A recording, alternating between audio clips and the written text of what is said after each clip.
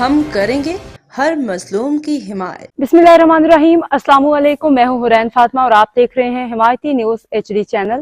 نظر ڈالتے ہیں آج کی اہم خبروں پر۔ کراچی ملیر بھینس کالونی میں قرآن پاک کی بے حرمتی، فوری اقدامات کی ضرورت۔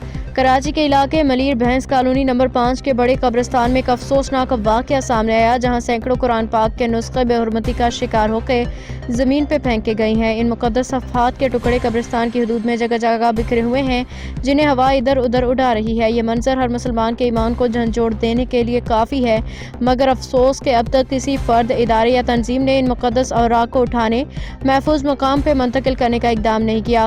یہ صورتحال نہ صرف ہماری مذہبی بے حسی کو عیاں کرتی ہے، بلکہ اس بات کا ثبوت بھی ہے کہ ہم اپنی بنیادی ذمہ داریوں سے کتنے غافل ہو چکے ہیں۔ یہ ناقابل قبول حرکت کسی مسجد، مدرسے یا گھر سے قرآن پاک کے پرانے نسخے لا کے بے حرمتی کی صورت میں پھینکنے کا نتیجہ ہو سکتی ہے۔ سوال یہ ہے کہ ہم مسلمان اتنے بے حس اور لاپرواہ کیوں ہو گئے ہیں کہ مقدس کلام کے تحفظ کا شعور بھی کھو بیٹھے ہیں؟ متعلقہ حکام، سیاسی، سماجی، مذہبی تنظیموں سے اپیل ہے کہ اس معاملے کا فوری نوٹس لیں اور قرآن پاک کے اوراق کو عزت و احترام کے ساتھ محفوظ مقام پہ منتقل کرنے کے انتظامات کریں۔